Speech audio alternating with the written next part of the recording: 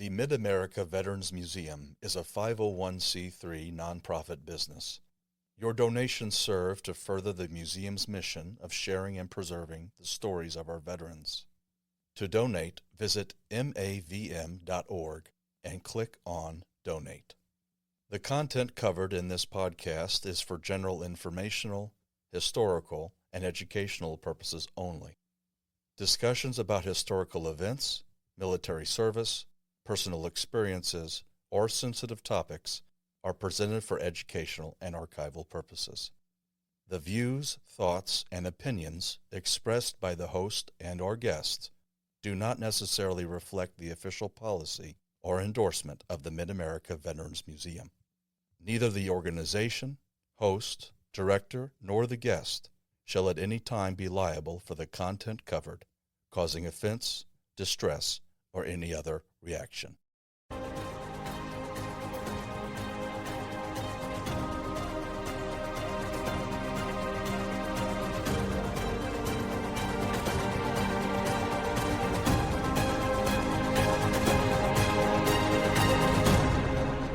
Welcome to the Operation Insight podcast from the Mid-America Veterans Museum with your host, Jason Galvin and Sergeant Ethan Gross.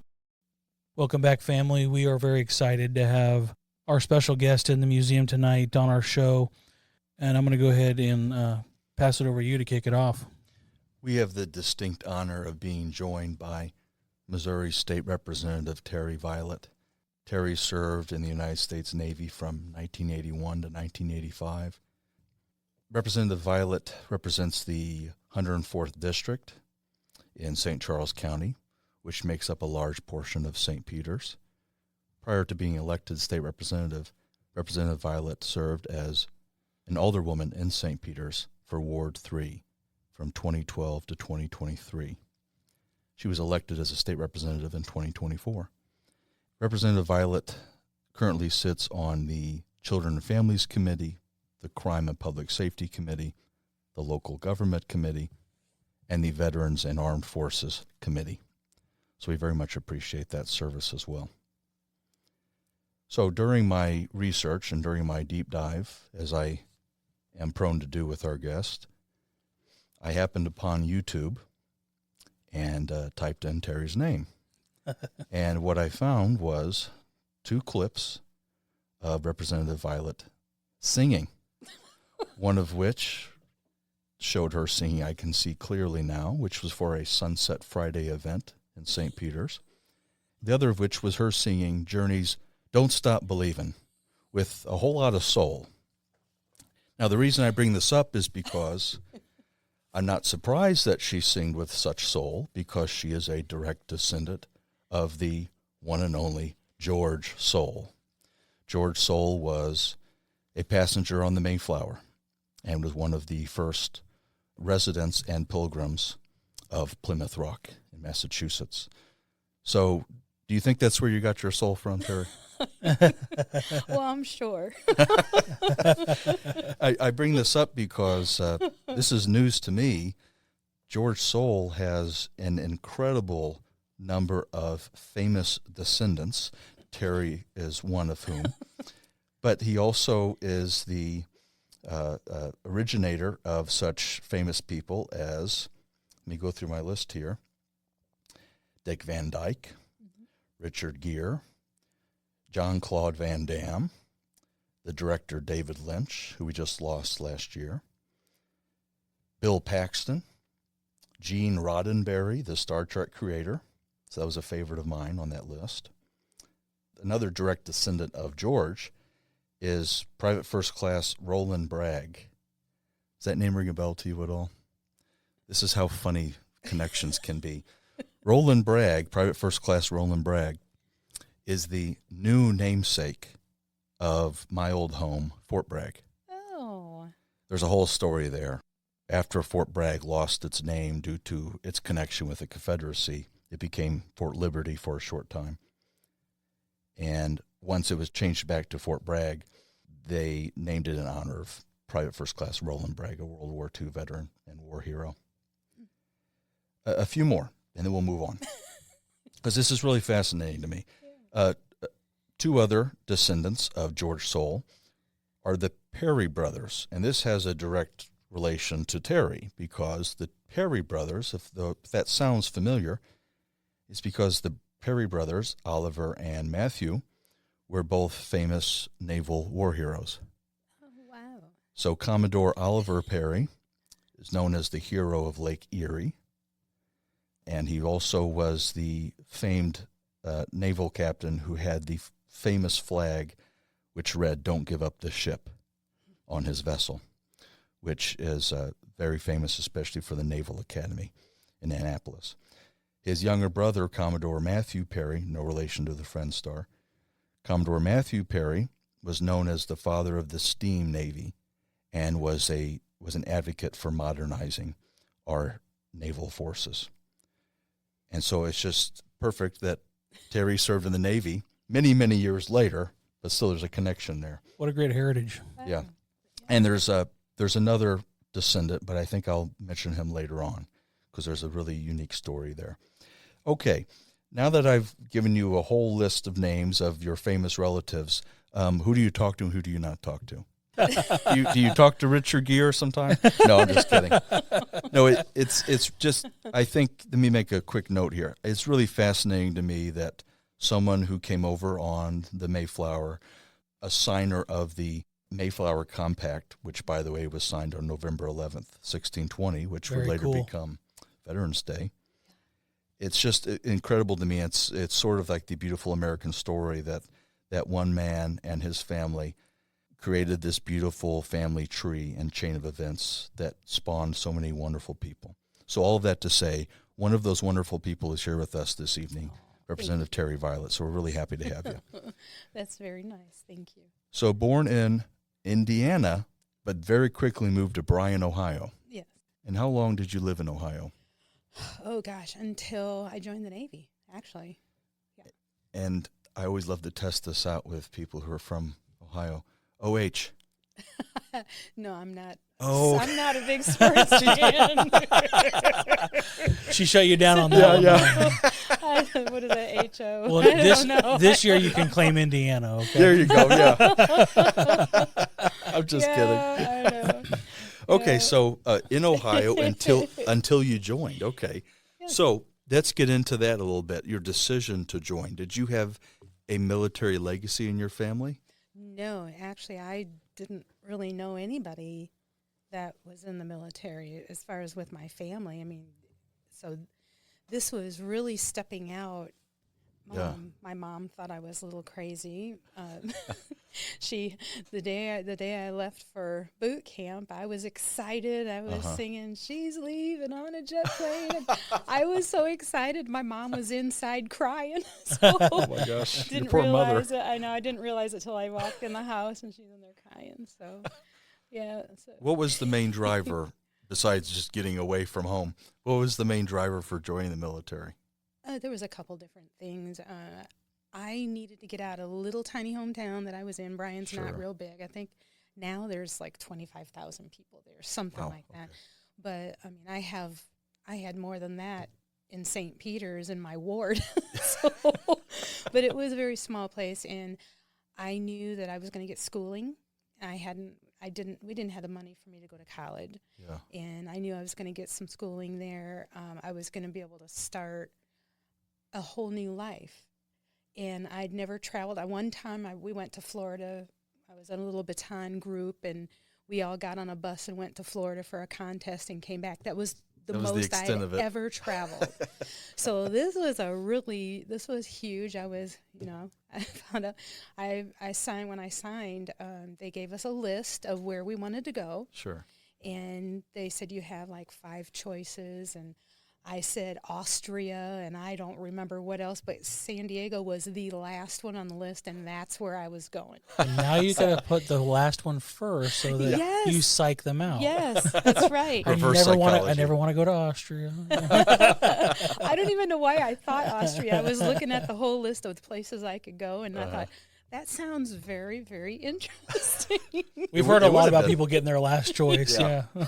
Well, nobody told me to do it that way before I did it. So Now, why did you choose the Navy? I was originally going to go in the Air Force.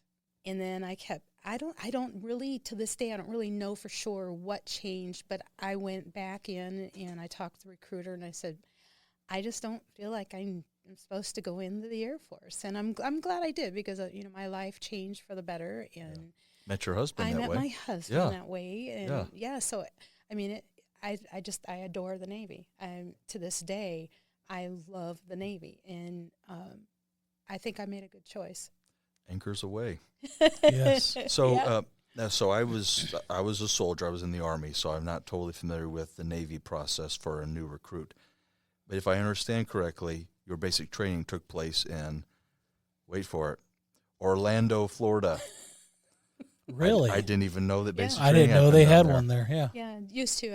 I think it's closed now. What's it now? Chicago in there for everybody? Yeah, I think so. Yeah. Yeah, and people were like, "Oh, you went to boot camp in Orlando?" Yeah, it sounds pretty nice. And I said, "Trust me."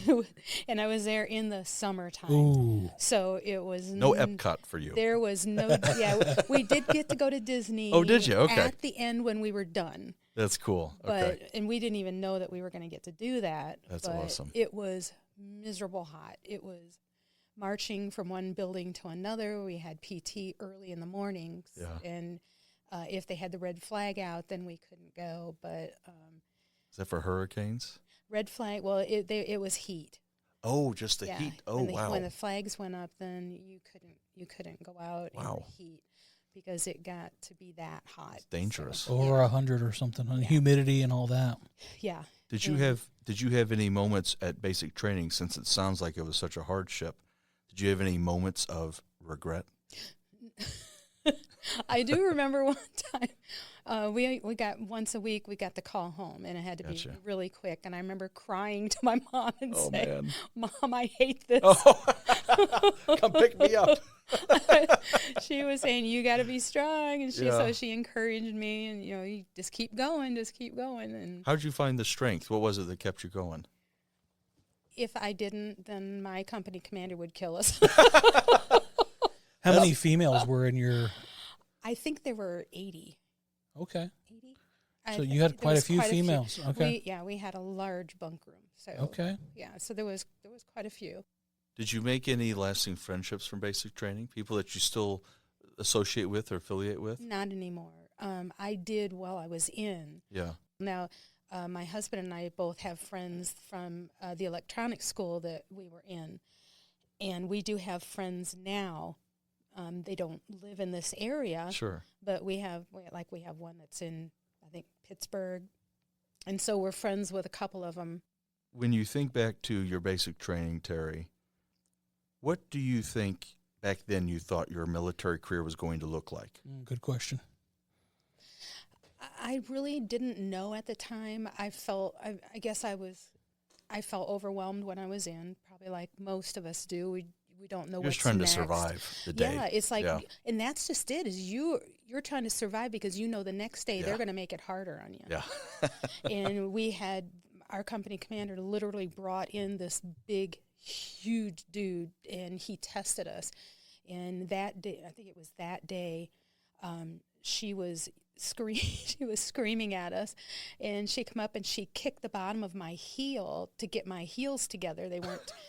My calves were big. I mean, I was running a lot. I was building up muscle in my legs, but she missed the bottom of my heel and kicked me in the leg. Ooh. And so that was a better blessing. It was painful, but that was a blessing because she didn't mess with me the whole time after that, because she had kicked me. Yeah. And she didn't want to be reported. Everybody saw it. So. And so, I mean, I buckled down. That was your golden ticket then. Right, yeah. It really was, yeah. She was feeling it after that. That's awesome. But, yeah, so they made us do stupid things while they were screaming at us. And they made us, some of us had to put caps on our heads, the winter cap, and they rolled it up and stuck things inside of it. Oh, my gosh. Anything to make us look stupid and feel stupid. But, yeah, there was a lot of screaming, a lot of yelling in our faces. I mean, it kind of reminded me of the old Gomer Pyle. Sure. And Carter, how he would come up and scream in your face. She was a little woman, my company commander. Yeah. But she was really good to me afterwards. I knew her Yeah. afterwards, and she was the greatest person, but she was a tough company commander. So it sounds like, and if I'm wrong, just correct me, but it sounds like it was segregated, men and women. Yes. Okay, so you were only part of a, what is it? It's not like a fleet. What would you guys call yourselves? Not a company. Company. Oh, it is a company. Mhm. Okay. Yeah, we were, I was company 101 at the Gotcha. time. And that was all female Yes, recruits. all female in ours. Yeah, and she reminded us that very often. We would see the guys as we're, marching around, and I called cadence too, by the way. Oh, very good. Don't ask me to do it now because I Which was your favorite? I'm just curious. Did you have a favorite cadence? we did what was called hot dogging. And Hot dogging. Yeah, and then we ended up getting in trouble because they didn't want us to do that. Is when you just do the fancy steps and Gotcha. yeah. So there were two of us, I guess, that called cadence. It was so much fun. But That sounds fun. Yeah, it was what you see on TV. That's what we did. Okay. It's funny. Terry's reminding me of a story from my basic training, since we're sharing stories here. Something I did when I was a fresh recruit within the first week or two of being at basic training, when you're learning all of those, in my case, soldiering skills, but like sailor skills, learning about marching and keeping cadence and that sort of thing, and, where your hands go when you're at attention, all that type of stuff. Well, one of the last movies I watched with my parents before I shipped off for boot camp was the movie Stripes. Oh my gosh, that's one of my favorite movies. With Bill Murray and I wish I could remember some of the other guys' names, Harold Ramis, and a few others. Well, anyway, and John Candy is in that movie as well. One of the things that Bill Murray does in that movie that was just humorous to me as a civilian and continued on, this is the story, continued on as a soldier, was whenever he would march and sing cadence, his head would move all about. He was basically almost like a performance, like a rock performance. And so in basic training, you want to keep perfectly still. And in my mind, well, if I keep my body perfectly still, it doesn't really matter what my head does. I was literally doing the Bill Murray Stripes thing with my head. I was waving it all around. Yes, drill sergeant. And so anyway, I got told to stop doing that real quick. But for me, it was great story. Kind of like what Terry's saying. There's moments where you have to kind of see the humor in things, and that was one of the last vestiges of humor. Because for me personally, I wonder, I'll ask this of you, Terry, because I'm curious. For me personally, I didn't want my personality to be shredded completely. And I had heard that basic training is all about breaking you down as a person to build you back up into the person they want you to be. Yes. And so I kept little things about my personality to get me through basic training, and that was one of them. Did you have a similar experience? Did you have a personality going into basic training that you knew you wanted to hold fast to? I know that they worked on us to teach us how to. We turned into one. Yeah. I mean, that's what they wanted. That's the goal. Yeah, and they wanted us literally to be one. And they wanted us to think together. They wanted us to move together. That was, a lot of the purpose and behind fail that. together. And yes, yeah, and fail. We had contests to see who can get more points and more flags and more. Yeah. And if we didn't win a flag, we all were bad. And so, but as far as my personality, I learned to get over a lot of fears. I mean, you still, as you do something new, you still have new fears. Sure. But then I had no clue what I was getting into, as I don't today. Getting into what I just got into, I had no clue what was going to really be happening. But I didn't then, and all I could think of is I wanted to go back home, but I knew I couldn't, and I wanted to get through it because I knew that was the only way to get rid of what I was going through. So you had to do nothing but just keep pressing on. There's a certain amount of character building in all of those things that you said, and it might seem silly to some people, but even the fact that I can't go home. If I go home, I'm a quitter. I don't want to be a quitter, so I have to stay here. I have to finish this. I have to get through this difficult phase in order to get out of it. That's right. And there's character building in that process. Definitely. Yeah. I remember when I was young growing up, out of all the kids in our family, I was the only one that could take the penicillin shot. Everybody else got amoxicillin back then.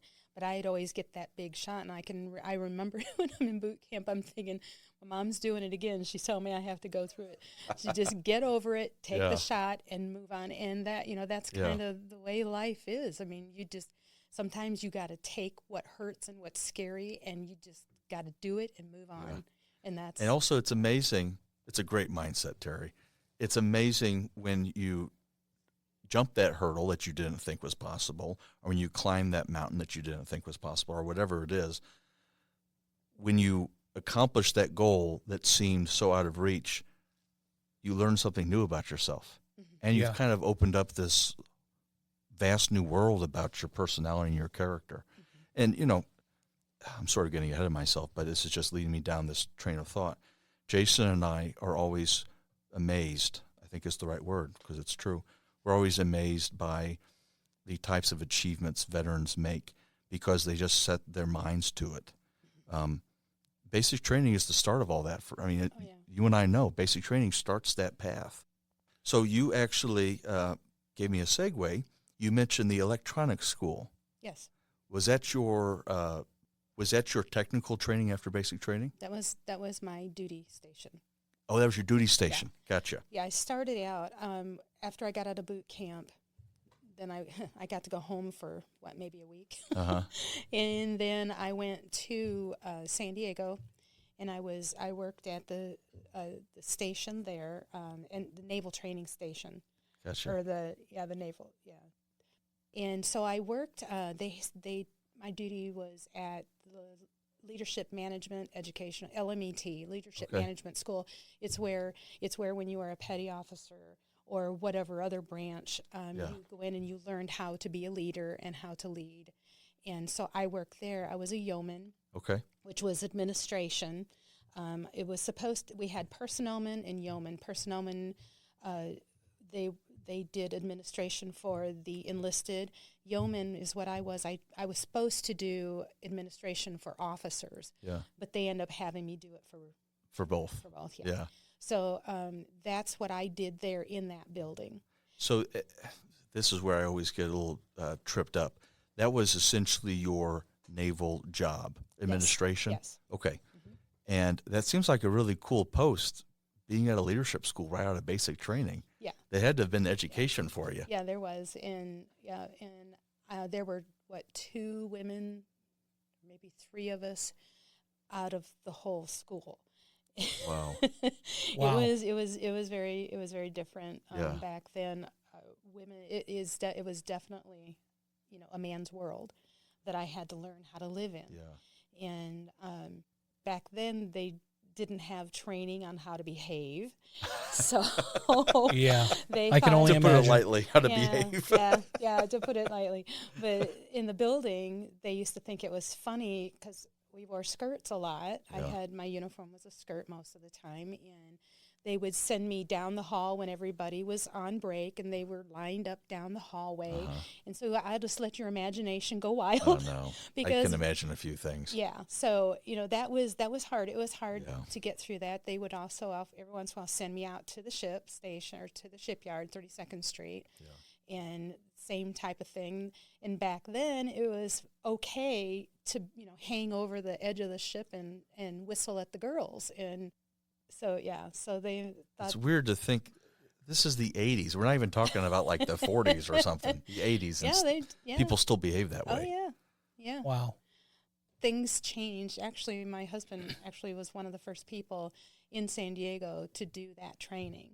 Oh, wow. Very nice. When that sexual harassment rolled out, he was one of the first people. Oh, fascinating. In that area. That's very fascinating. Yeah. Why do you think he got chosen for that? Luck of the draw type thing, or had he volunteered? My husband, when he was 4-0 everything. I mean, he was an instructor at the electronics school, and gotcha. He had his stuff together, and by the book kind of guy. He was by the book, and he made E6 at like 25 years old. That's amazing. Good for him. So he had his stuff together, and my guess is that's why he's one of those. So. Tell us about meeting your husband, how that occurred. Well, I got transferred from NTC out to 32nd Street in San Diego. Gotcha. And that was the electronic C school is what Gotcha. it is. So what goes on there? Tell us a little bit about that first. it's the advanced electronics school. So Gotcha. it wasn't the A school that you originally start in. It was the C school. Gotcha. And For higher ranking individuals. Right. Gotcha. Yeah. I mean, they're from all branches actually came there for school, every branch. Oh, wow. So for any branch that need electronics training. Right. Now, this is going to sound dumb. I don't know, maybe Jason gets it. I don't. Help me understand what electronics training is. Well, one of the courses out there was radar. So, there was different types of electronics, radar, and Okay. I can't even remember all the different trainings that were in that building. But radar primarily is one of the that was one of largest topics. Yeah, Okay. yeah. And that's something that when you interview my husband, he can give you a lot more. Yeah. Oh, hey, We'd love to. we're going to have him on. What's his name again? Jeff. Jeff. Hey, Jeff. Yeah. We'll talk to you soon, man. So, okay, help us understand, by the time that you're transferred back to 32nd Street, Mm-hmm. and you start meeting your husband and you're with the electronics school, what's going on in terms of your naval career? Had you promoted at that point? Yeah, I had actually got, I don't know if you've heard of the term capped, where No, is I a command advancement. So I'd gone from seaman, it starts out seaman recruits, seaman apprentice, then seaman, and then petty officer. Well, I was a seaman when I got there, and so I got command advanced because they really liked me, I guess. But I got a command advanced to petty officer. Okay, wow. While I was there, so it was a huge honor. You were obviously very impressive as a sailor. Well, I was respectful, and they weren't all like that. There was other people that went up for it, and not everybody got it. I don't even know how many that had tried for that, and I actually got pretty highly coveted position then Yeah. to receive a promotion like that. Oh yeah, it was an honor. That's impressive. So while I was in the school there, besides doing my regular yeoman work, I did what's called indoctrination. Okay. And as new students were coming in, it could be enlisted or it could be officers. Either one came in, they had to go through indoctrination. So I kind of led everybody through all their paperwork and how to get started in the school. Yeah. And so then they finished that on their first day, and that was one of my jobs. So, again, I'm going to be a little bit ignorant to how the Navy works. Was that administration role something that you had selected when you met with the recruiter? Yes. What did they call that in the Navy? It's called a yeoman. Oh, okay. You had mentioned Yes. that earlier. My apologies. Mm-hmm. So you had selected this yeoman position. Yes. Why was that of interest to you? Well, I mean, what's funny is that I didn't know how to type. Good thing they didn't ask about that. Nice. They were going to train you. Well, they said anything we needed to learn that I would learn. Hey, it. there you And go. So I still can't type, Terry. It's okay. Yeah, Well, Jason's one of those peckers. Yeah, I'm like this, on the Well, keyboard. we didn't have the keyboard back then where you could, That's right. do delete. We didn't have that. We had the electric All your mistakes are right typewriters. there. Yeah. So we had the electric typewriter, and so they would have us put our hands on the keys, and then we would look at this screen, and then they would walk out of the room and shut the lights out and Oh, tell my us to goodness. follow along. Oh my gosh. So we stayed in that class until we could type. I'd be in big trouble if I couldn't see the keys. Wait, hold on. I want to linger on this just for a second. So you're telling me this was in one sitting. Uh-huh. You were in a completely dark room Yes. with an electronic typewriter in front of you. Yes. With the whatever they wanted you to type out up on a I'm guessing sort of like a projector. Yep. And until they were satisfied with your skills, you were not allowed to leave the room? We were not allowed. We had to keep going back to class. Oh, because- okay. No, we could stay there, but Okay. I mean, they turned the lights on. You'd see what you just typed. So how many sessions did it take for you in particular? Oh gosh, I can't believe this. I really don't even remember. It's More than been you can so long. remember. That's amazing. Yeah, and What a way to learn. And nowadays we're so hilarious to me. blessed with a computer, we don't even have to worry about making a mistake. We just go back and edit it. I can type real well right now. I bet you can after that training. That's and amazing. the Navy goes hard. They're hard. Good thing it wasn't Morse code. Well, that's something else. Yeah. Okay, so you learn how to type the Navy way, I guess. So tell us about the progression. Do you at some point receive some sort of promotion as a yeoman? Is it simply based off your rank that you receive more responsibility? Tell us what that progression looks like. No, you take testing. You go through testing. Gotcha. To be able, to receive rank. Gotcha. And higher in. What's the testing look like? Don't tell me you go back to that room. No.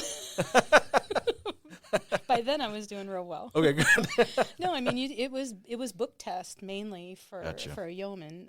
We didn't have testing, like electronics techs do, where you have to use, It was most like a knowledge check. It's a knowledge check. I gotcha. Yeah. Were there schools that you had to attend at any point? Yes, I did. I was in yeoman A school. Okay. Is what they call. They had A school and C school, and I was in A school, and that was in Meridian, Mississippi. Oh, wow. Interesting. Okay. Yeah, I've been to Meridian, Mississippi. Yeah, I've heard of it. It was in the boonies in Meridian, and it was like this little tiny base, and we had, I mean, it was in the boonies. We didn't. There's not much you did. All you were doing was going to school. We went to school. They did have chapel, and I actually sang. Well, I was going to tell you also in boot camp, I was in the Navy choir. Oh, nice. Oh, perfect. So, okay. Yeah, and so I didn't know that they would allow you in the choir during boot camp. they tested us too. They had us come in, we'd sing, and they chose Wow. us. So I was in the Navy choir. I've got this big giant photo of That is so everybody. cool. That's really cool. Yeah, and then when I got to school, Yeah. then they picked us, and I was in the Navy choir there as well. So What sorts of music would you guys perform as the Navy choir? just all types? patriotic. Oh, patriotic. Okay. Yeah, it was okay. all- And what type well, of events was it? Well, we would I helped out with two or three different graduations, and the Navy choir was in there, and I think I carried a flag. I think a couple different times. Okay. So I got to be a part of that. Where did the passion for singing come from? When I was a kid, I mean, I sang in church. I sang a lot in church. I was Baptist, and then I Okay. went Yeah. to a different church after that, and Yeah. I sang what we call specials. You get up and somebody. Oh, play I the know all piano. about specials. I know all about specials. So yeah, so I sang Alto, a lot then. tenor? What are we looking at here? Or a little Alto. bit of both?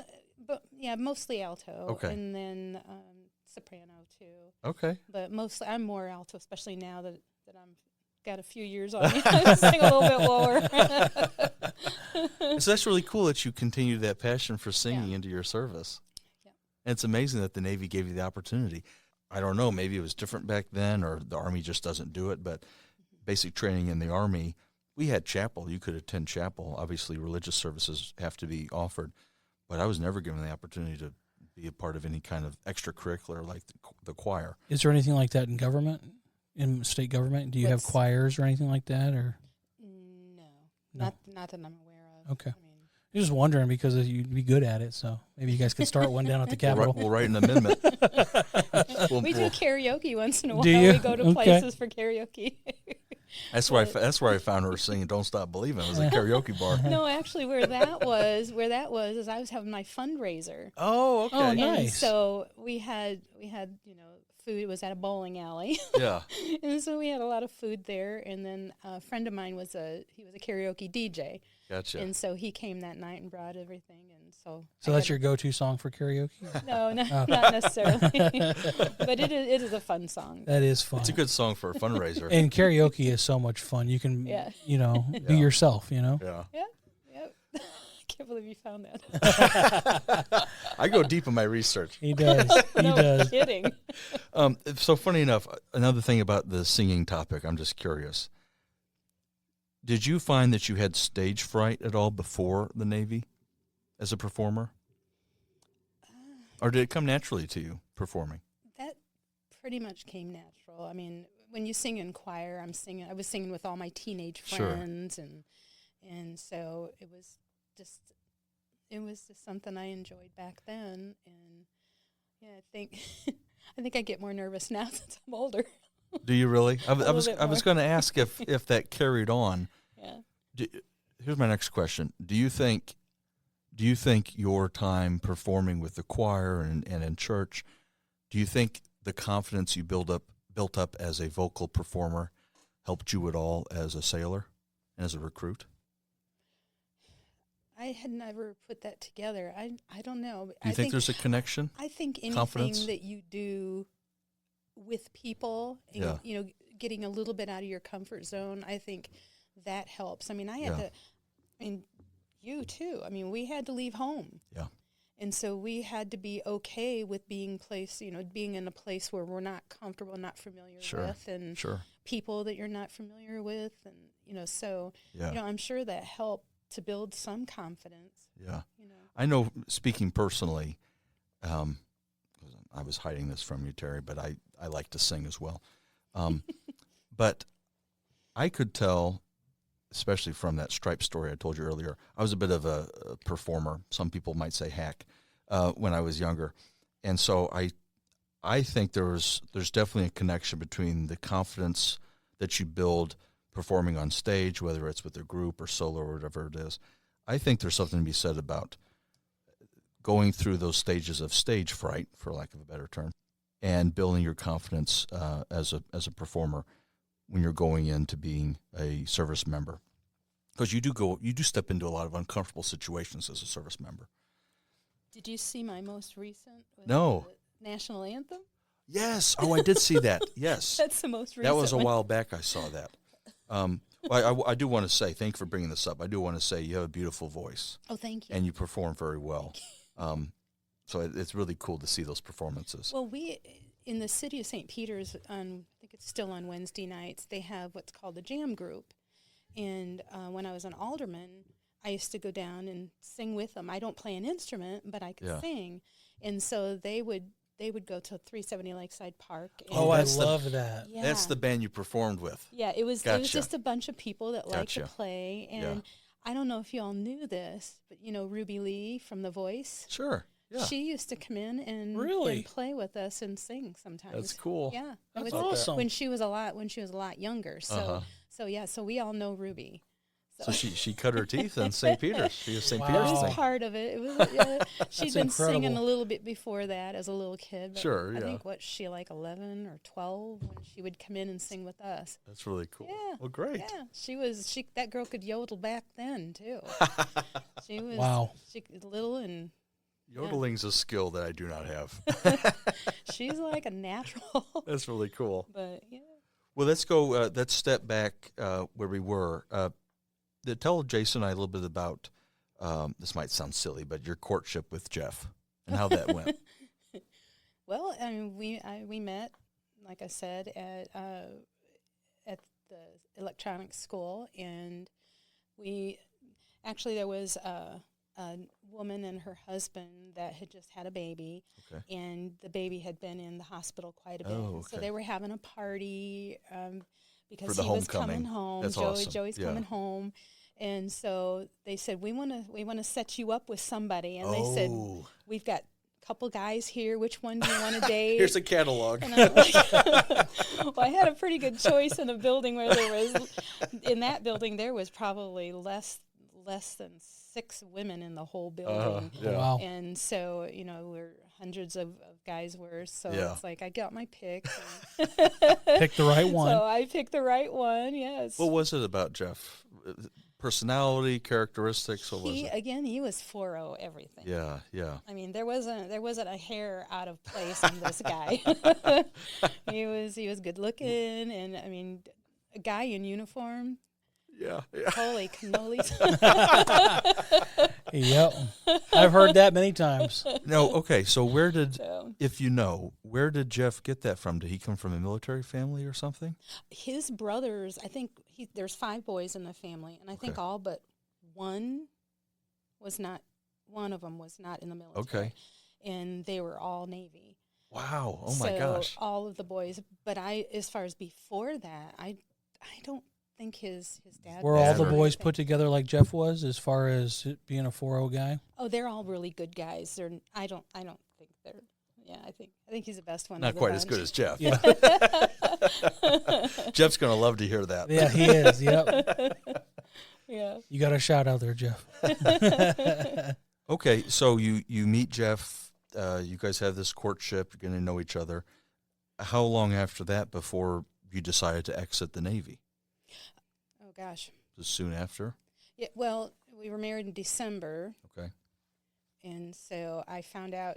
Well, I decided I was going to have. I decided. I found out I was going to have a baby just a few months after that. Gotcha. And so Tiffany was born the following January. So, yeah. And so, you were already out by then, or soon to be? I was soon to be out. She was born Gotcha. in January. I think I was finished. Was it June? I think. Okay. And so Did it make the decision pretty easy then, starting a family? I had no problem because I mean, Yeah. even then, trying to find a babysitter for a Oh, young yeah. one, Sure. it was so hard, and we just decided that rather than take a chance on having to be separated from her, Yeah. that one of us was going to get out. And so I think he ended up staying in maybe a year longer, maybe not quite a year longer, something like that. Mm-hmm. And then he got out too. So Was it tough for him? to get out? Yeah. I don't know. I think he was good with it because he was going to have to go to a ship or overseas. Oh, Because he yeah. had been shore duty, so he was going to have to. That we was were going to have to be be separated. that And was being gonna be on my a next- ship is a whole nother ballgame. Yeah. Yeah. And he had been on multiple ships before that because Oh, he'd wow. been in longer than I had been in. Okay. And so we had to weigh out a lot of different choices, and Yeah. that was one that we just decided, so he got in touch with a headhunter, and they helped him to find a job. McDonnell Douglas, McDonnell Douglas ended up being where which he's is a at. very common Yeah. thing. It's kind of Yeah. incredible. Yeah. It's a common thread. And so then he just actually retired here Oh, okay. in February, and That's great. so he's been there for a lot of years. Yeah, my That's goodness. awesome. So, Wow. yeah. That's about 86 or 87 until now. Yeah. That's incredible. That is Good- amazing. Good for him. Yep. That was exactly what I was going to ask.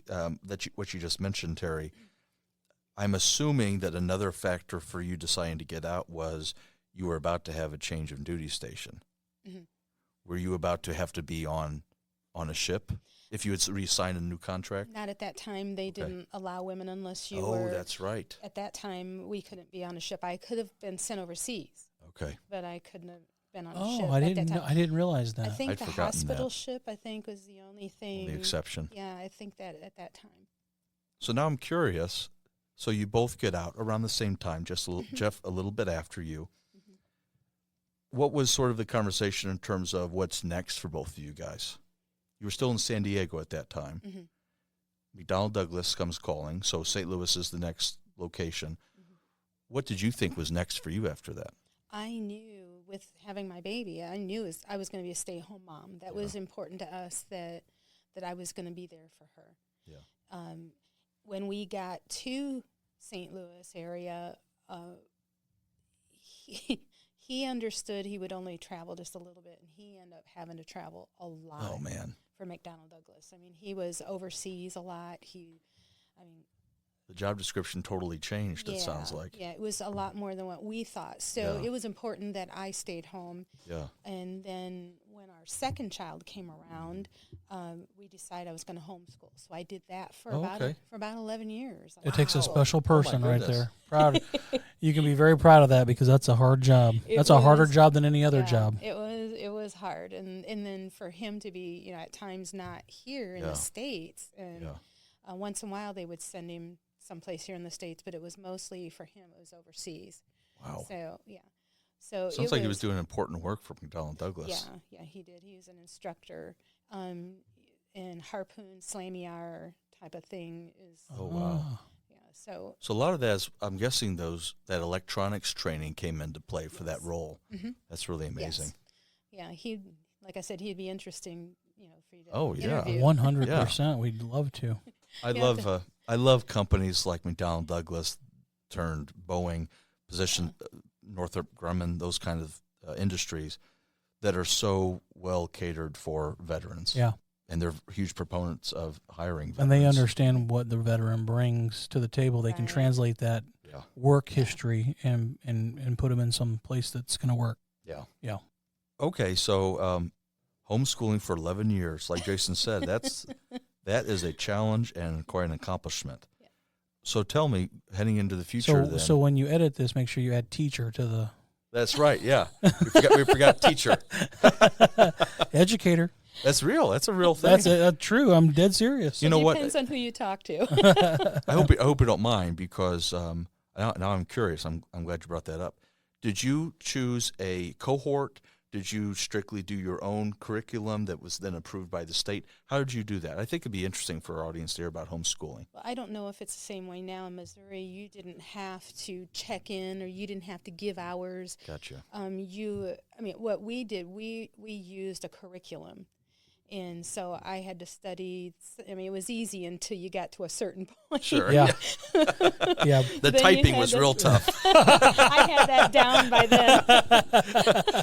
We taught them how to type. So what you're saying is you put them in a dark room with a typewriter until they knew how to type.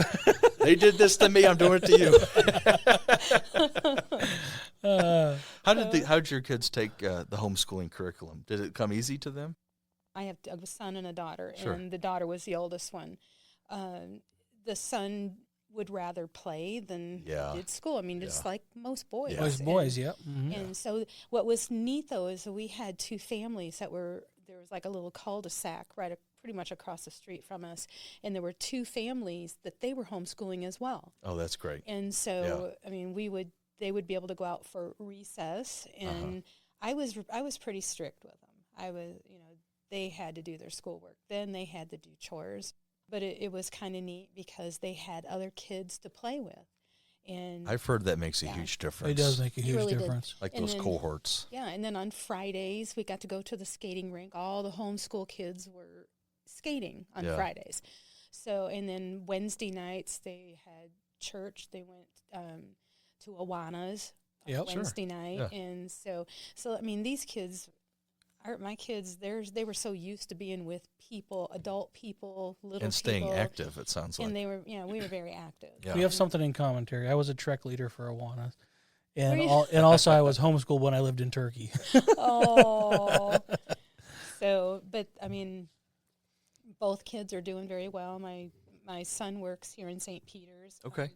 Or in St. Peter's. Yeah. My daughter married a pastor. And they have 5 kids. My son has 2. Not that it's a competition. No, no.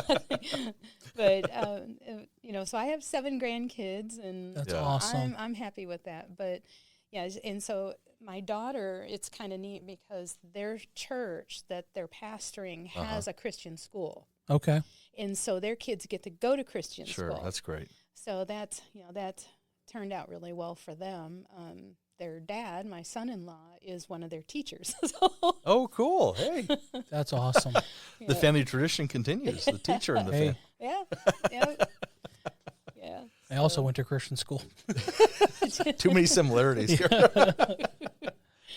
She's going to talk to your mom about you. I know. A question I had, since you brought up your daughter and your son, can you recall ever having a conversation with either of them about possibly joining the service? Did they have any interest at all? They had none. None? None. Not as far as they told me. Yeah. I really I don't think either one of them. They're very aware of what we've done in our past. Neither one of them has followed either one of our footsteps. Yeah. Hey, and that's okay. And that's okay. They have their own path. They're their own people. That's right. And so I'm proud of both of them. Yeah. As you should be. Yeah. A question I had for you, now that we've discussed your children, they didn't have the interest, and that's okay. Mm-hmm. When did you have a thought of regaining that veteran identity? Or had you ever lost the veteran identity? I guess that's a better question. Did you feel that you were separated from it at some point? Honestly, when I got out, I guess I didn't. for a long time, well, we lived in St. Charles for a short time before Yeah. we found a home in St. Peter's. We were renting there. I never thought veterans had any worth where I've been, where I've lived. Yeah. They were never talked about really until we moved to St. Peter's.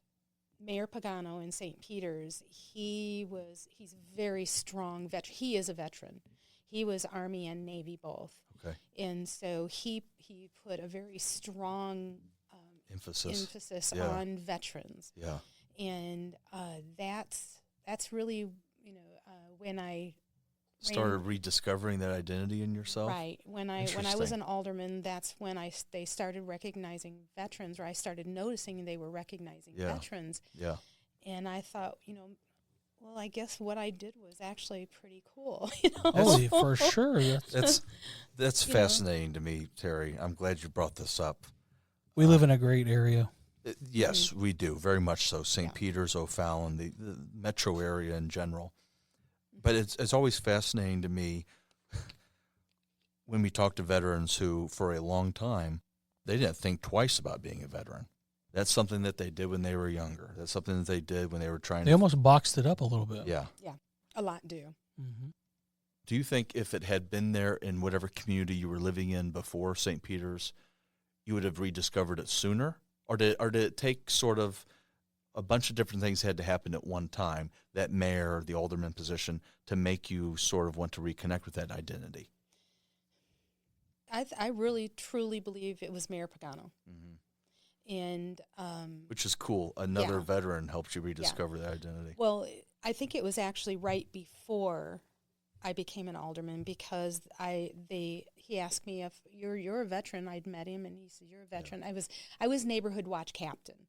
Gotcha. Is where I started meeting people that was in office and all, and he's like, "You're a veteran? Yeah. Well, would you be on the Veterans Commission in St. Peter's?" I see. So before I became an alderman, I actually served on that, and the chaplain that was on that passed away. And before he passed away, he told me, he says, "When I'm gone one day, I want you to be the next chaplain." How about that? So, wow. So when how he cool did, is that? Yeah. That's really awesome. Cool. Passing down the torch. Yeah. So he had a little pin that said chaplain, and he gave that to me and asked me if I would be the chaplain the next. That's really when he was cool. on. So wow, yeah. it sounds like it all started flooding in your life. Yeah. This regaining of that veteran identity. And really, a lot of it, Ethan, just like almost every other story we hear, is community involvement and community leadership. Mm-hmm. You're exactly right. Yeah. I'm curious to hear about your accomplishments from the Veterans Commission, St. Peter's. Mm-hmm. What sorts of things did you guys do in that commission? That commission was mainly running the different programs, like Veterans Day, Memorial Day. Sure, the events and observances. Yeah, and so we had those, and that's what that was for, is to Gotcha. mainly run them. We would sometimes go places together as a group. Sure.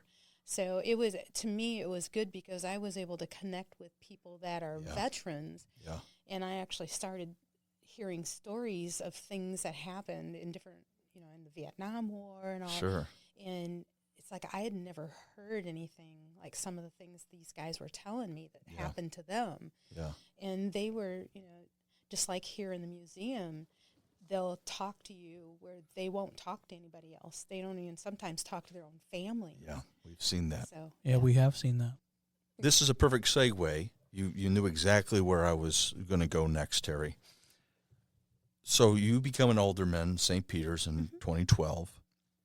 I'm looking at my dates, and I'm not great at math, but it's just 7 years later that this museum is actually built, 2019. Mm-hmm. Now, the process for that started a little bit prior to 2019, obviously. 2015, I think. Perfect. You're right on track with me here. Tell us about getting involved with the museum. Ralph Borelli had gotten in touch with the different mayors in St. Charles County and said, we're trying to get together a group of veterans, because Ralph's thought was he'd had an idea years before that about putting together a museum somehow, somewhere. And so Mayor Pagano said, Terry, I would like for you to do this. So I got in touch with Ralph Borelli, and there was maybe a dozen of us, I think. I'm not even sure exactly how many there were of us that had like the very first meeting. I think it was in Lake St. Louis. I think that's where it was. But So I'm guessing Jim Higgins. Jim Higgins wasn't involved. Oh, he wasn't. Then. Oh, wow. No, Man, she's like an OG. Yeah. Okay. Yeah, Okay. I'm My goodness. She's first meeting. Yes.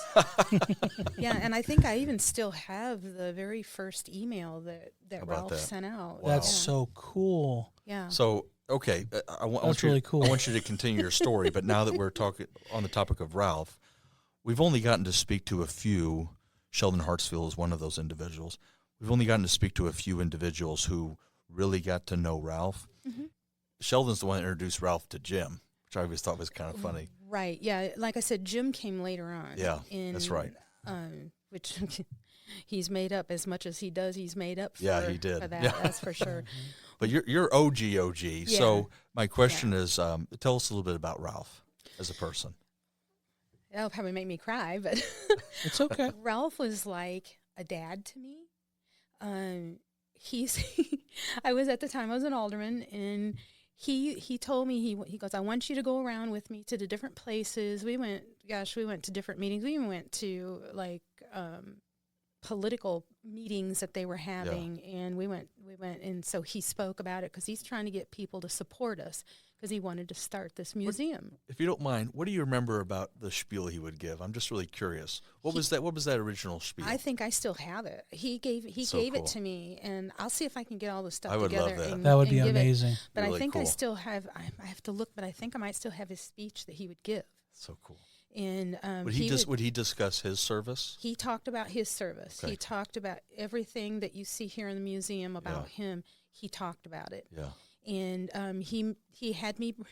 My uniform is here. Sure. He would have me bring my uniform, and I would hang it someplace. And he said, I want you to be with me because they'll take me serious if I have somebody like you that's with me. And I'm thinking, everything this man has done. It's like, Ralph, look at yourself. Look in the mirror. So he But just the humility of Ralph, Yes. that's what it shows to me. That's And really incredible. That's exactly him. He thought of other people as more important than what he was. I mean, I was an alderman. I mean, that's nice and all, but what Ralph has done in his life, it's nothing. It's, D-Day, yeah. Battle of the Bulge. Yeah. But it's such a beautiful, again, Jason and I have been so fortunate to talk with veterans who are just like the epitome of American greatness, that shows such a great sense of humility on his part to build you up. Even when you didn't think that you had a leg to stand on, he built you up and made you feel important. Yes, he did. It's really incredible. He sure did. And I even remember the last time, I went to multiple places. I would meet him at multiple places where he'd speak. I mean, Knights of Columbus. He would, there was a place where I couldn't go because it was just the guys, Sure. and I had to wait for him and then come in later. But there was, quite a few different places that I would travel around and meet him at different locations, and he would speak, and then I'd get up and say just a little bit because he wanted them to know that he was on the up and up because I was with him. And that was important to him that they, What was his concern? Why would he think that they wouldn't take him seriously? that maybe he was just, putting together a wannabe type of a situation. I mean, yeah, sure, you want to have a veterans museum. Well, I think he was concerned that they wouldn't think he was serious. And if an alderman of a city, and I'm tracking with you now. Yeah. Okay. And, I was an alderman of a city. I know a lot of people. So, a lot of political people. It gave weight and validity. And credence to exactly. it. Yeah. And that's what he used to tell me. And I was, I would think, I'm just an alderman, I'm not sure what weight or credibility I could give him, but it was important to him, and he was honored that I was with him, and I'm thinking I'm honored that I'm with Ralph. That's awesome. So we thought, very highly of each other. He was like I said, he was like a dad. He treated me very respectfully, and he treated me, even though I wasn't in a war like some of these, guys were Sure. in. got shot up and all, I still had importance to the work I did in 100%. the military. Yeah. And a veteran So, nonetheless. Yes, yes, and a woman veteran. Yeah. And there's not, there's women veterans, but there's not as many as the men veterans. And so, I think I'm glad you brought up that point, Terry. I think there's really something to be said, and I'm gushing over Ralph, and I think it's it's right that I do. There's something to be said about a World War II veteran giving such credence and sharing the platform with Limelight, yep. with a woman veteran. Absolutely. He saw that was an important and valuable thing. I really appreciate that about the founder of this I museum. do too. I hope you don't mind me asking this, Terry, because I don't know if morbid curiosity is the right word for it, but because, again, I'm looking at the dates. This museum was founded in 2019, and as you know, Ralph died several months before then. No. I'm sort of curious, because you got to spend so much time with him. Did you, in a sense, see a man on a mission because he knew his time was running out? I think he did. I mean, how old was he when he passed away? I mean, we all know when we get to a certain age that it's probably not going to be that much longer. Yeah. And he just had a dream, and he was here for us. He saw the building. Mm-hmm. And so, I think there's a picture of a bunch of us with a couple of the mayors that were here that day, because we were showing him around. Sure. And so he was very, very proud of that day. But it's funny because back here in the kitchen area, this area used to be like the kitchen area it didn't have a door or anything on it, and so he was here and we were able to have meetings before we actually could get a whole lot done in here. And so we had little girls out here dancing at the time. They were taking lessons here. Yeah, that's right. So we'd be back in the kitchen area. We ended up putting a curtain up just so they didn't, when the little girls would come out, they'd stare at us when we were having the meetings. And so we were trying to work on getting this all going. Yeah. And it was so funny, but it's just, good memories like that of being here in the building before it is what it is right now. Do you think he was able to envision what it would become? I don't think he could envision what this has turned out to be. That's I don't amazing. think any of us really knew beyond his wildest dreams. It's beyond his wildest dreams. Great. He would be so proud. He was already proud that we had gotten to where, where O'Fallon's worked with us to have this you have building. A building. Yeah. He was, he was That's really cool. Very, very happy to be where we were at that time. And he knew with the bunch of us that were here that we would get done what he wanted to be done. And just having the building right there, he knew we would all move forward with it. And we did. So I love hearing stories about Ralph, the museum's founder. Thank you for sharing your recollections of him. You're welcome. One last thing about Ralph. I'm curious, do you think the time you spent with Ralph and the advocating you did for the museum spurred you on to run for state representative?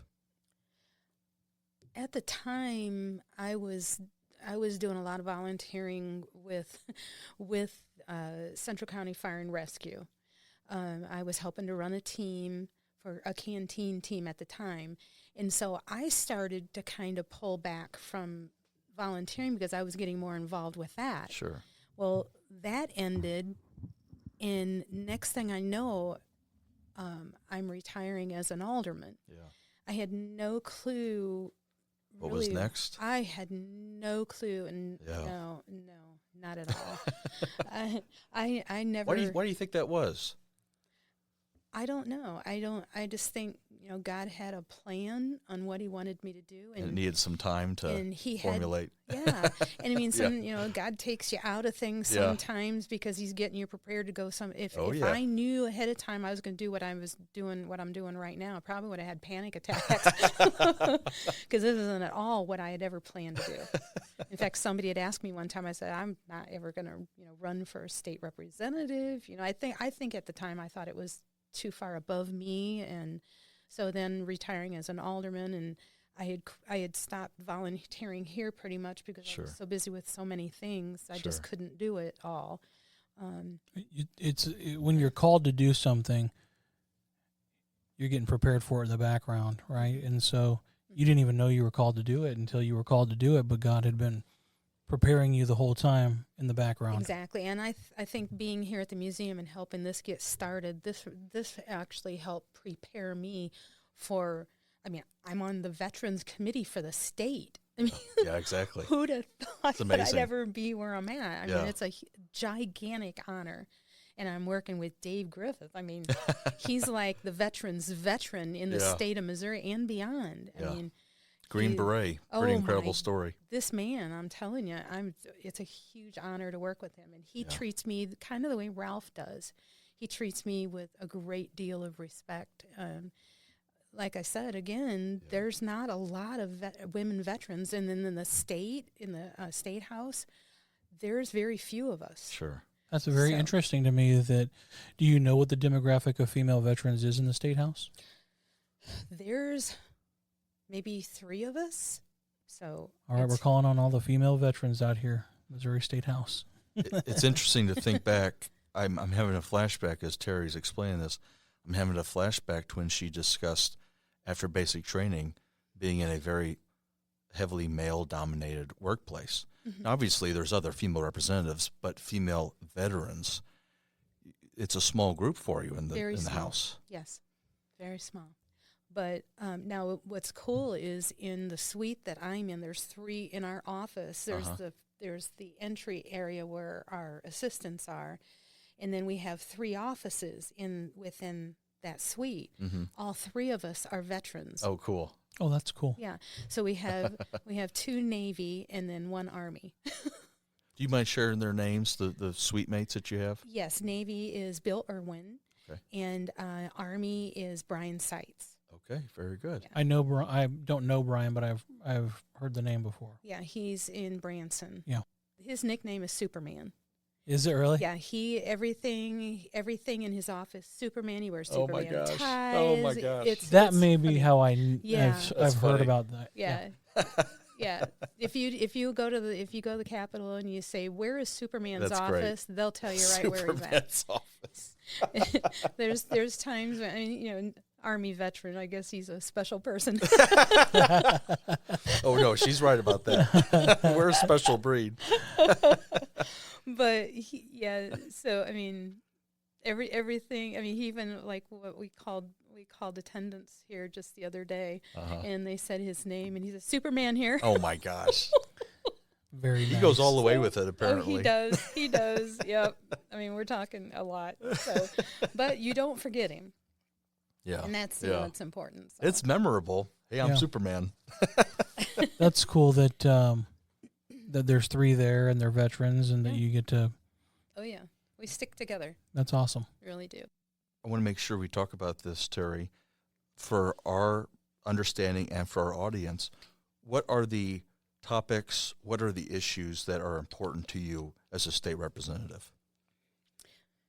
I have bills right now, and one I have that is my number one is the epinephrine bill. My thing is I want to take care of people. Yeah. And the epinephrine is in schools, in which I was asked by nurses to do this, to file this bill. In schools, they're allowed to have the EpiPen, but they don't have permission to use the new epinephrine products like nasal spray. Sure. And they also have one where a film you dissolve underneath your tongue. Yeah.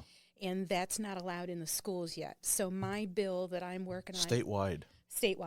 Interesting. Yeah. The 2 bills that I'm working on right now that are my 2 number 1 and number 2, those got all the way through, and they got through the House, it got through the Senate, and it was just so close to being signed by the governor, and then that's when the Senate shut down. So I have to take every bill I was working on that didn't pass, I have to start them all over again. Oh my goodness. Yeah. So anyway, I'm working on that bill. And another one is occupational therapists. They want to be able to sign for the hanging placard and for license plates. There's like a list of who's allowed to sign for it, and they want to be on that list. So that's another one of mine. Interesting. Okay. One of my bills is for the Perryville.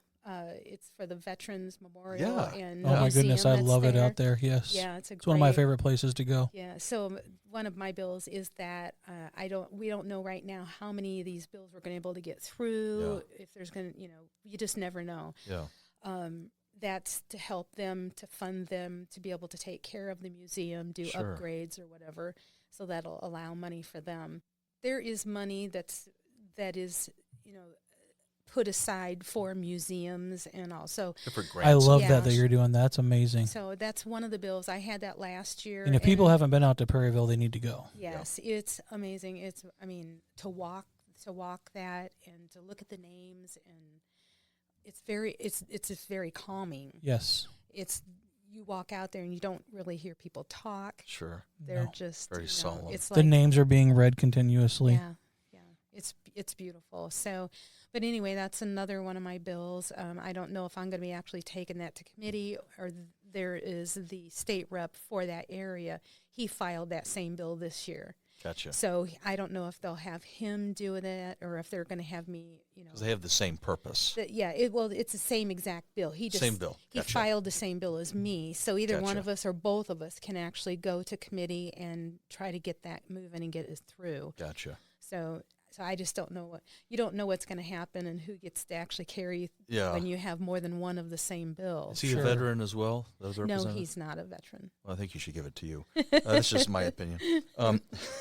I agree. Tell us about the Veterans and Armed Forces Committee. Tell us about the work you guys do in that committee. Oh man, there's just anything veteran related at all goes through there. On the committee, not everybody is a veteran. There's a few on there that are not veterans, which it's good. I think it's good to have a good balance that way, Sure. because we tend to want to help anybody that comes in, Yeah. so they they keep us a little more balanced. Yeah, But it has people, from both sides of the aisle. So Are you generally, I guess my question is, are you generally looking at what the pressing issues are for Missouri veterans? Is that what the committee is sort of for? It's for anything that's needed by veterans. Gotcha. Whether it's I can't even remember the name of. It's a hyper something type of a machine that you can go in and you can get Hyperbolic chamber? Yes, we had that. Hyperbaric chamber. Hyperbaric. Not bolic. Well, you did better than I was doing at the time. So, we had a bill regarding that, and what we were able to help, with that. That was one that went through last year. I'd have to pull them up because there's so many. That's okay. So, but they come to us and they know that You're the advocates for them. we are. Yeah. We are, and they know our hearts. And it's, kind of like I said with being here, they feel like they can come to talk to us. Sure. So is it constituents that come to you guys and say, hey, we really want to get this, for example, hyperbaric chamber, and then you guys find out what they want? Is that how it goes? Right. And sometimes there's bills in other states that we can use to help us to write a bill. They maybe have something in Kansas or Arkansas that we want to have here in Missouri, and so we take the idea, to the people that are in the Capitol that writes these bills. Okay. And so they'll write the bill and they'll send it back to us and say, is this what you wanted? And once we okay it, then they send us a draft, and so then we take it and we file it. You really are the advocacy center We for are. veterans issues. And you're in a heavily veteran populated area in your district. Yes. Yeah. And so I find that very fortunate that for your district that they have you as an advocate, because there are so many veterans. Right. And I try to stay involved. Like this morning, I went to breakfast with a few of them, and just some of the veterans that saw that today, they said, I want to go to the breakfast next month. So I've had to add them to our text group. That's awesome. So it's, when they see that we're doing that, they're like, there was just a few. And when Ralph was here, we went to the same restaurant. And this has been a few years back. And that's this so cool. had different owners. Yeah.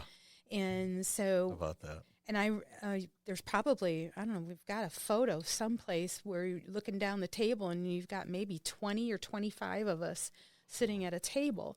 And so we did that once a month when Ralph was here. How about that? So we all had breakfast together, and that's why representation is so important. Mm-hmm. Because it makes people feel valued, seen, heard. Exactly. No matter what anybody's stance or beliefs are, representation is extremely important, especially in the United States of America. But in Missouri, we have a representative in Terri Violet here that is representing a large population piece in her district, which is many veterans. I can testify to that. I live in St. Peter's. And I'm very grateful that we have someone like you, Terri. Thank you so much for everything you do for the veterans. Thank you. That's very kind. A question I had, I'm not trying to grill you. One more question about the State House and Missouri. Is there one singular pressing issue regarding veterans in our state that you feel very strongly about and that you feel is not receiving the advocacy it deserves right now? One of them that I know that people have spoke out about is they want some type of tax relief for veterans. I've heard that, yeah. So Illinois has it. Yeah. Yeah. But right now with what the governor is doing, I don't know what's going to happen with that, because he's talking about, he's working on tax stuff in general for the whole population. Yeah. So I know that there's a couple of people. I think I just co-sponsored one, or maybe I was looking at, I can't remember if I actually co-sponsored it, but there's bills out there right now that they've put in for this year. Gotcha. That they're trying to get some type of tax relief for veterans. And then I think we just did one not too long ago for, we helped veterans that were disabled to a certain degree. Sure. And so that's the type of thing that we're working on. And I truly care. I would like to see there be a relief for our veterans. If anybody deserves it, especially the ones that are disabled, sure. The ones that are truly disabled, I would like to see there be help. When that'll be and how that comes about. I mean, like I said, there are men veterans that are, on the House, in the House, House of Representatives. They have those bills. And you're right. I just remembered as you were saying that January 1st was the inaction date for, I think it's 75 and above percent, something of that nature. Yeah. So that, that's something. That's a start. Right. Yeah. Which I love that there's at least that effort. Yeah. Another thing is I wanted to make sure we mentioned that you're a member of American Post 313. Going back real quickly to what Jason said, because it's a good point to make, the representation piece. I want to say this, and I have one other thing, and then I'll pass it back to Jason. Why do you think it is so important for veterans to form and build community with each other? I think they understand each other better. I mean, you can talk to somebody about being a veteran and the things you went through, and people their hearts can go out to you, and you can support them, but it's not the same. It's not the same as talking with somebody that's been through it. And sometimes people just need to talk. I didn't go through some of the things some of these veterans went through, horrible, horrible situations. One veteran I know of said that he stood in the container with Agent Orange in it. I mean, he was right there. It sprayed back on him. But he feels like, even though I haven't been through that, I'm still a veteran. Yeah. And he'll still talk to me about it. I think it's important that they have somebody they can talk to. I mean, that's healing. Yeah. It helps heal. And I hang around a lot with Vietnam veterans. They invite me to, when they go to the schools, to bring their old war equipment that they have. Sure. And so each year I go with them, and I sit and listen to them every year. And it seems like every year there's something new and something different that they remember. Yeah. And it's very, very touching. So I'm kind of the woman out. I wasn't a Vietnam veteran, but I was in the Navy, and I'm a woman, and so the kids can see that. Yeah. But Yeah, so I'm included, even though I didn't go through the same thing they went through. I'm still a veteran. Sure. And you Yeah. represent something very important. Yes. And you represent a demographic that, as you mentioned earlier, is only maybe 3 on the House and the state. A population that doesn't get as much representation as it deserves, female veterans. Every morning when we have session, we have a prayer, and then we say the pledge. And it's so cool when you can see other veterans saluting. Yeah. And I know that our Speaker of the House told me one day, he says, he stands above and I'm right up in the front. And he said, you know how cool that is to look down there and see you saluting to the flag. So it's just, it's very, very cool. So we take that. I don't care what anybody says. When I see the flag, I'm going to salute. Yeah. It's, What a privilege. It is a privilege, and it's a part of me.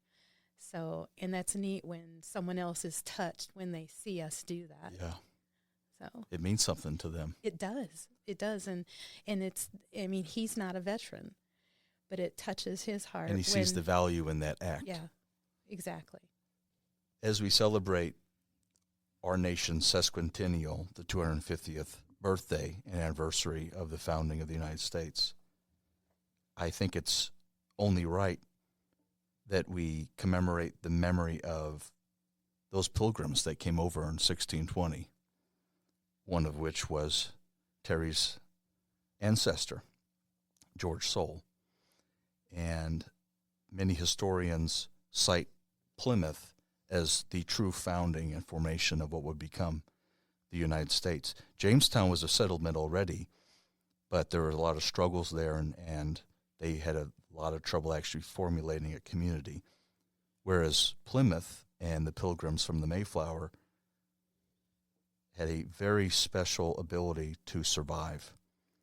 And as we know, one of the things that they did in order to survive was they made treaties and they made relations with the local Native American population. That's right. There's another descendant of George Soule named Silas Soule. Mm-hmm. And Silas Soule, I bring this up for a few reasons, one of which was he was an Army guy, which I love. Silas Soule was an Army officer,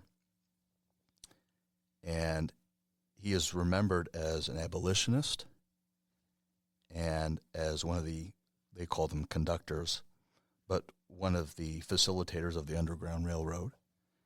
He actually helped slaves pass through Missouri in order to find freedom in the North.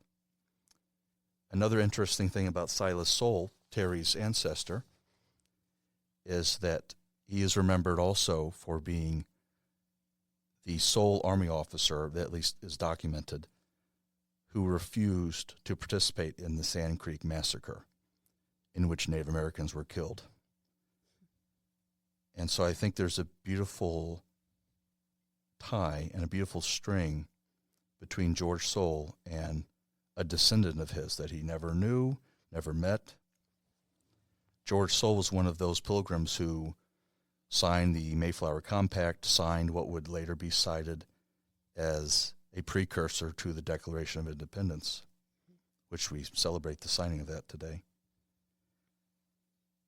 Another thing I wanted to mention, the last thing I'll mention, George Soule, and I'm sure Terri knows this, George Soule came over on the Mayflower as an indentured servant. He did.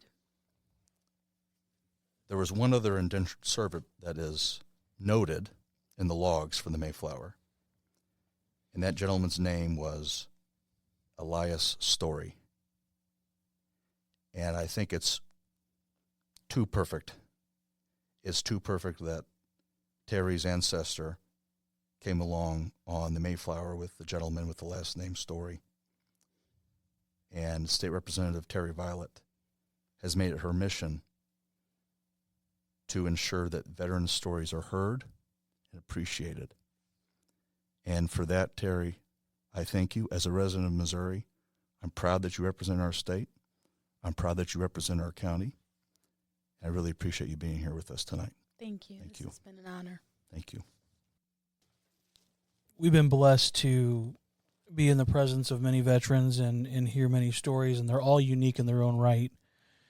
And we get different flavors, different beginnings, different endings, and you can't get a better beginning of an ancestral lineage than what Terri Violet has. But the cool thing is it's not the end of the story, right? There's many things that are going to happen in Terri's life and in her descendants' life that are going to make an impact in the county, the state, and in the country.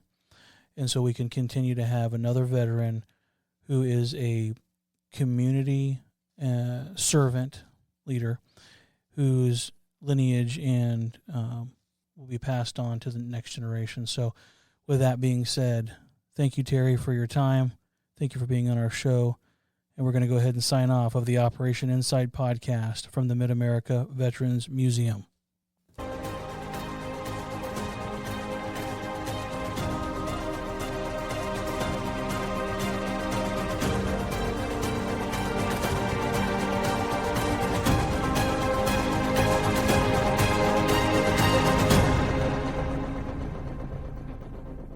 Operation Insight is brought to you by the Mid-America Veterans Museum, where we believe every veteran has a story.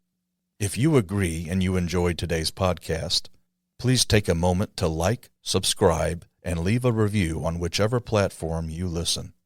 Don't forget, sharing this episode with friends and family is a great way to support the museum and our mission of sharing veteran stories. Thank you for listening.